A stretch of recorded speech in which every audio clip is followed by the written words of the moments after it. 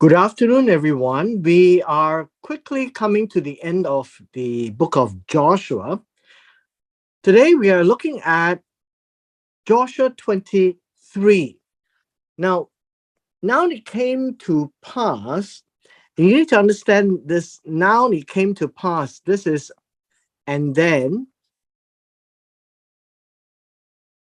it happened after a long time, right?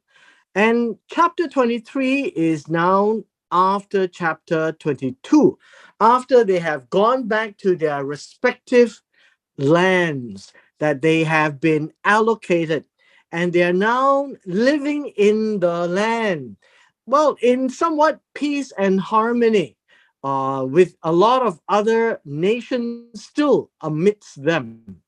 And so this is at the towards the end of the life of Joshua. So it happened that after a long time, after God, and this would be God who gave them the land, it says here, had given rest to Israel from all their enemies round about, that Joshua was old, advanced in age. Now we need to take a look at this particular word, give rest. Give rest actually means to settle down, to settle down, to be at peace. And in this case, they are not fighting, right? Not fighting anymore. So all the major fights have been ended. They've been allocated the land, they've gone back, they've been told that in some of their lands, like in Ephraim, there are other people who are there that they should deal with. But it is at this time that they have to deal with it themselves, between them and God. And Joshua was old. Now we are told that Joshua is a prophet like Moses, and many people would think that he would be at least 120 years old. But we're told that he was not as old as Moses. So we'll see that next week in chapter 24. But he was well advanced in age. He has come to a point in time where he needs to say his last words. And so Joshua called for all Israel, for their elders, for their heads, for their judges, for their officers. Now, all of this, all Israel, means all 12 tribes. And in these 12 tribes, they are represented by their elders, their heads, their judges, their officers, all those who are in leadership for all the 12 tribes. And he said to them, I am old, advanced in age. You have seen, and by seeing, they have by the eyes, they have experienced everything that all the Lord your God has done to these nations because of you. For the Lord your God, he who has fought for you. Now, this is important for them to recall. See, the Lord your God is mentioned twice. The Lord your God. What he has done to these nations, it is he who has fought for you. So this is an A and this is a B. What is important in this verse 3 is for them to realize that every victory they have, the victories they have, is not because of themselves nor because of Joshua, but because of God. Now, this is what Joshua wants them to remember. It is God who fought for you, which means is if God did not fight for them, they will not have the land. Remember what happened to Ai when after they have conquered Jericho and then they failed in Ai. When God is not with them, they will lose. And now, after all these fights to the nations they have conquered, I have divided to you by lot. Remember, we spent some time that the land was decided by God, And he instructed by the Urim and Thummim, the lot, the stones that the high priest carried, that these nations that remain, meaning these nations that is still there, uh, be an inheritance for your tribes from Jordan with all the nations that I have cut off as far as the Great Sea westward. The Great Sea would be the Mediterranean Sea. And the Lord your God will expel them from before you and drive them out of your sight. Joshua is telling them, even without Joshua, they are to depend on God. Depend on God for whatever God has done before, he will do again. If you depend on him, God will fight for you and expel them from your face and drive them out of your eyes, that you won't be able to see them anymore. And then these plots of land, you shall possess their land as the Lord your God has promised you. Again, everything is to do between the tribe and God. There is no more all 12 tribes fighting in this case. Now, verse 6 is a repeat from chapter 1, verse 7. So let me put it here. In Joshua chapter 1, verse 7, this is a repeat from the beginning of the book and to the end of the book. It says, therefore, be courageous to keep, to do all that is written in the book of the Torah of Moshe, because the Torah was given through Moshe, lest you turn aside from it to the right hand or to the left. Now, this is very crucial for them to remember in verse 6. Be courageous. It means be strengthened, be strengthened, be strong, right? Be strong, uh, be resolute, that you will stay with God. And then it says here to keep, to guard all that God has given them, and to do, to practice all that is written. Now notice, the Israelites are known to be the people of the book. People of the book. What book? The book of the Torah. They are the people of the book, not just that they have a book or a scroll, but in this case, what is written is the Torah of Moses. So that's the uniqueness of the Israelites. The rest of the nations don't have this kind of a practice. And so God gave to Moses, Moses wrote it down in the scrolls. And so this idea of book or the Sefer is what is written down, right? And in this case, it will be a scroll rather than a book of the Torah. Lest you turn aside.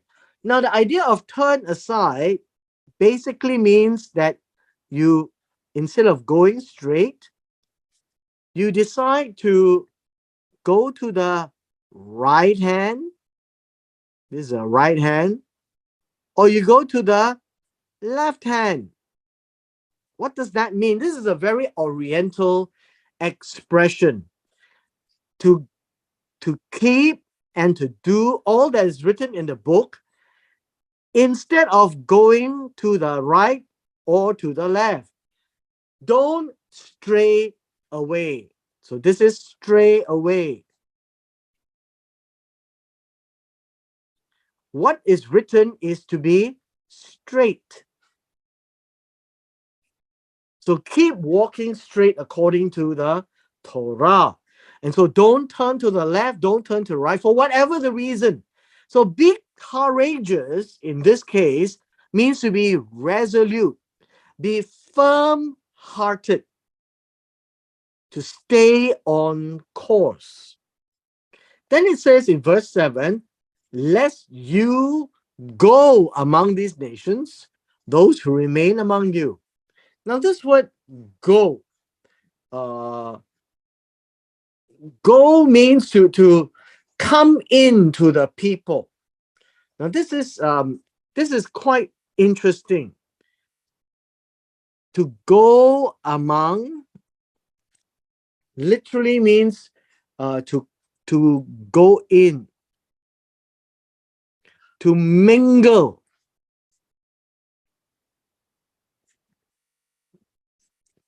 to be mixed up with these nations. Why are these nations so difficult? These nations are the one that God wanted them to conquer, but they didn't do that. So those who remain among them, God is warning them through Joshua, don't mix with them, those who remain among you. You shall not make mention of the name of their gods. Now, this is important. The idea of make mention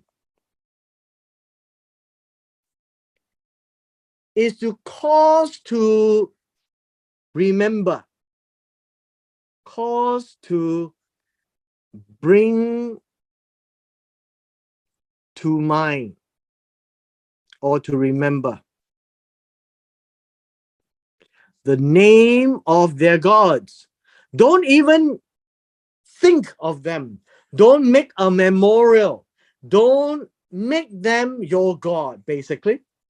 Nor cause anyone to swear by them. To swear in the ancient days is to say the oath 7 times by the name of God. And so don't make any oath in the name of their gods. So you would find that this is an A and this is a B. Don't say their name so that you don't swear by them. They are not your God. Then you shall not serve them nor bow down to them. Now, serve them is to do what they want. What do you mean? God brought them out of Egypt to Mount Sinai to teach the Israelites how to be the servant of God, to teach them how to do what God wants. Now, to serve them means to do what the pagan gods would want. And then bow down is to prostrate, right? This whole idea is to prostrate, is to bow all the way down to the ground, and that you serve them. You signify that they are your master. You can only have one master. Remember in Exodus chapter 20, what we commonly call the 10 Commandments, you shall have no other gods before me. So the intent of expelling all the nations in the land was to make sure that they do not have the risk of temptation. But in this case, they did not remove all these people, and there is a risk of mixing up with them. And so what did Joshua tell them to do? You shall hold fast to the Lord your God as you have done to this day. This is to tell them what they have done to this day, they must keep doing. As of now, they are with God. So hold fast literally means to cling, to stick together. In Genesis chapter 2, therefore a man shall leave his father and mother and hold fast and cling and stick together with the wife. And this is how God wants Israel and God in that relationship. that both will cling to each other. Of course, God will hold on to Israel, but will Israel hold on to God? But they have, as you have done, right? Done means you have performed. They have done exactly this. So they know what hold fast to God actually means. And so Joshua is saying, when he's not around, please continue to cling on to God. For the Lord has driven out from before you great and strong nations. It is God who has done the driving out, the trampling down, the possession and the dispossession. But as for you, no one has been able to stand against you to this day. So they are invincible. They are invincible because they have God. When they did not fight with God, then they are no longer invincible. So today, no one has been able to stand against you to this day. But we will read when we go on to the book of Judges and to the book of First Samuel, you find that this is no longer true.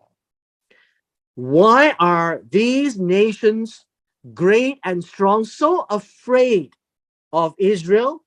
Well, the description is an ancient way of expression. It says here, one man of you shall chase 1,000. Can you imagine? One as to 1,000. It's always this expression, isn't it? A day to God is 1,000 days to man. And 1,000 days to man is like one day to God. This is a often cited kind of a comparison. 1 to 1,000 means with very small effort, you can overpower great efforts. And the description of Israel is that if you are this kind of a man, they are so afraid of you. One of you will scare everybody away. But Joshua reminds them in verse 10, for because it is the Lord your God, he who fights for you, as he spoke to you, as he promised you, as he said. You see, what God says he do, this means that God is faithful. And so God said he will fight for you, and he did. So God is faithful. And when God is faithful, the rest of the nations are so afraid of Israel. So therefore, this word here is take careful heed to yourselves. Guard yourselves. Be careful so that you will love the Lord your God. What is so important about this? Well, it's there as part of the Shema, Deuteronomy chapter 6, verse 4 and 5. And this is in verse 5. Verse 4 says, Hear ye, O Israel, the Lord your God, the Lord is one. But verse 5 is this, you shall love the Lord your God with all your heart and with all your soul and with all your might. So this idea of love God is not an emotion. It is basically to give yourself to God. Or else, this is strange. Or else, if you do go back and cling to the remnant of these nations, what does this mean? You have gone to the left hand or to the right hand. You've gone and you've stuck to the remnant of these nations. These are pagan. They'll teach you things that is not about God. Now, if you return,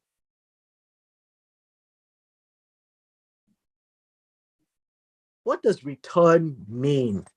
When they were in Egypt, they have seen the pagan gods. When they were in the wilderness at Peor, they have seen how the pagan gods affected the nation, at the time of Balaam or Balaam. And Joshua reminds them, these that remain among you, these remnant nations, and you make marriages with them, go into them and they to you. Now, these are very specific words. Make marriages, go into them and they to you. This is an A and a B. Both means the same. In verse 12, it means to cling to them.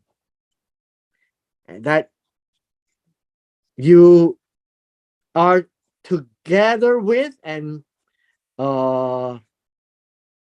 imcam means together with,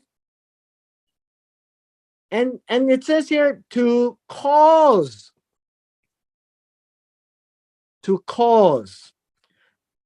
to become son-in-law. What does that mean? To marry their women.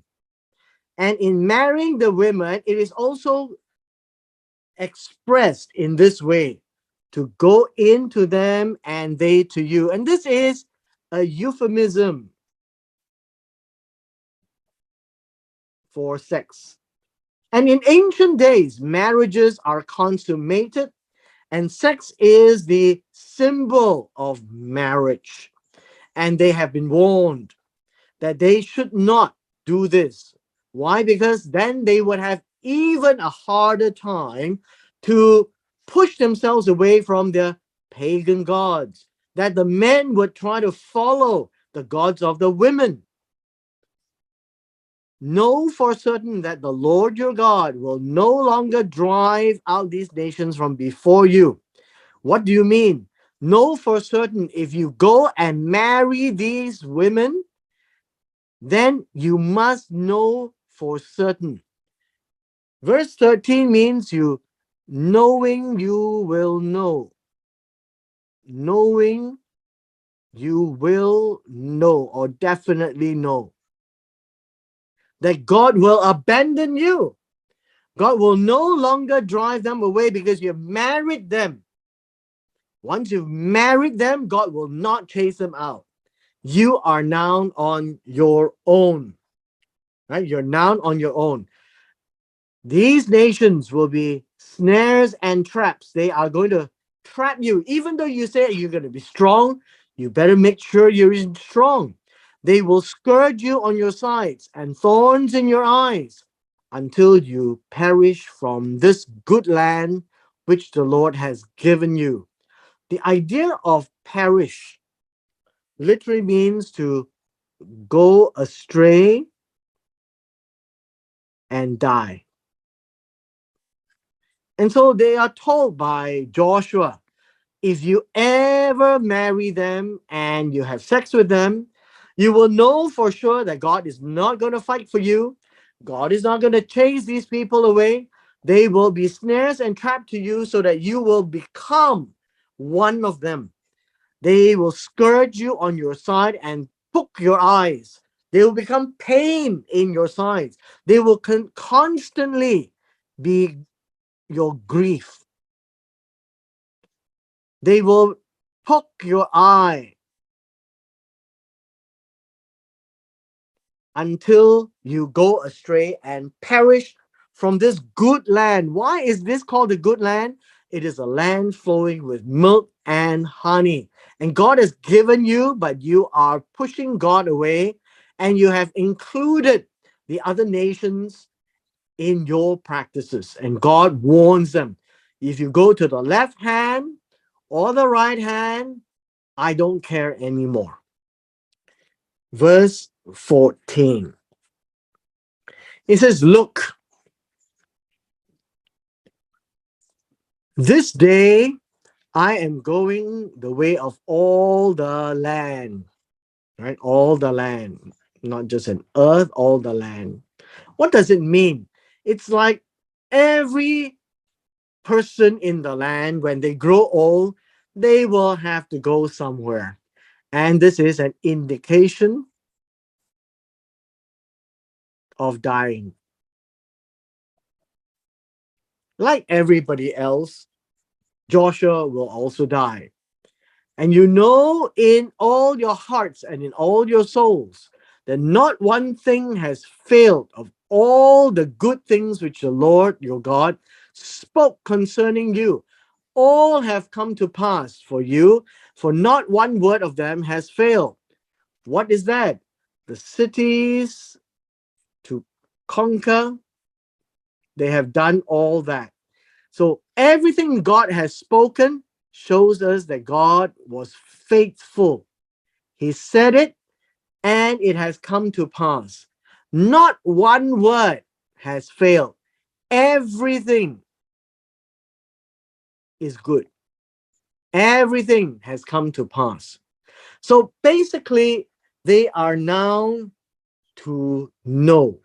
In verse 14, when it says, know, you have come to learn, you have come to experience with all your hearts, all your souls. This is all internal. Your will, your mind, your very being, that not one thing has failed, meaning not one of the words has fallen. That is what it means by failed. You say something and the word fall to the ground. What does that mean? It means that word didn't happen. But here, Joshua said, everything has come to pass. Therefore, it shall come to pass that all the good things have come upon you, which the Lord your God promised you or spoken to you. So the Lord will bring upon you all harmful things until he has destroyed you from this good land which the Lord has given you. Now, if you go back and read Deuteronomy chapter 28, all the blessings and then all the curses, this is a warning that now God has been faithful. God has done his part. All the good things that he has said to you, he has done. If you disobey him, if you go and marry the locals and worship their gods, if you make an oath in their name, this is what God is going to do. God, in verse 15, says that he will bring all, he will bring upon you all the evil things, the curses, until he has destroyed. Destroy means get rid. Is that what you want God to do? To get rid of you from this good land, to expel you, which he has given you.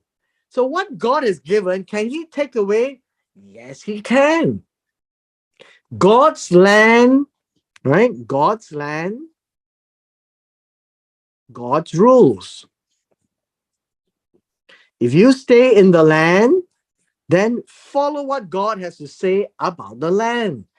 Do what God says about the land. Otherwise, he will also be faithful. He will bring upon you all the evil that he has said. Remember, Deuteronomy chapter 28 has both good and evil. And God will be faithful as well. And the faithfulness in this case is to bring about all the evil that he has said. And then you will be destroyed. This is going to be bad. It's the other side of the spectrum, the equation. Verse 16. When you have transgressed the covenant of the Lord your God, and this idea of transgress, if you have passed over,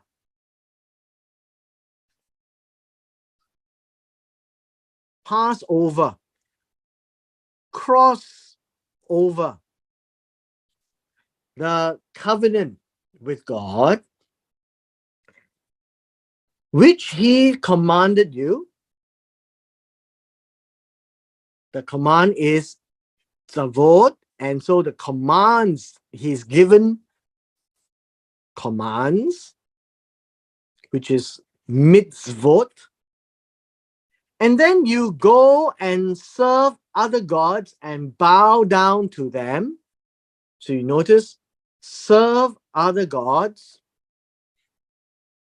This is to walk and do their bidding. And then prostrate yourselves to them. These are all serious words. God only wants the Israelites to walk with God and serve God, not other gods. And by other gods, you find that this literally means other Elohim. God says, no, there's only one Elohim you serve. That's me. You shall have no other gods before me. And then you transgress the covenant of God. This would be an A and a B. What is this transgression? Idolatry. If you have some small misdemeanor, not a problem, can be fixed. But when you go and serve other gods and bow down to those other gods, then the anger of the Lord will burn against you, and you shall perish quickly from the good land which he has given you. This idea of quickly is a very important word. This is speedily, in haste. God can destroy you from the land. And he used the Syrians and the Babylonians eventually. But this is merely to tell them, look, you will perish, you will stray away, and God won't care. And then you will die. And so God says, the anger of the Lord will burn against you. Why do you want God's anger to burn against you? You know exactly what to do. And so what is important is for Israel, generation to generation, to keep watch and remember what to do with the instructions of God, the Torah of God given by Moses.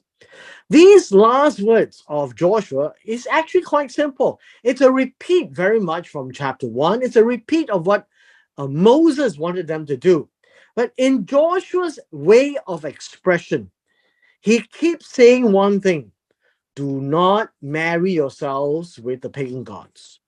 Do not follow after the pagan gods. Do not do the work of the pagan gods. Do not walk after the pagan gods. Do not bow down to the pagan gods. It's all about idolatry. The biggest worry that God had to the Israelites is not that they will not go and help their brethren, but they will go and chase after other gods and forget that this is the God who brought them out of Egypt into the promised land. And so they are supposed to remember the Shema. That is Deuteronomy chapter 6, verse 4. Hear, O Israel, the Lord your God, the Lord is one. You shall love the Lord your God with all your heart, with all your soul, and with all your might. This is to love God with your hearts and your souls. Everything you have is to give yourself back to God, and don't walk to the left hand or to the right hand. Just stay on course. Is that so difficult to do? And the answer is yes. When there are other nations around them, they would be tempted to marry them. And when they marry them, they will be tempted to follow after their gods. And when they are tempted to follow after their gods, they might just do that to walk after them and serve them and bow down to them. and that would be disastrous. And so God, through Moses, is warning the Israelites. Right now, you're not doing, but never even think about it in time to come. And with this, we've come to the end of chapter 23 today.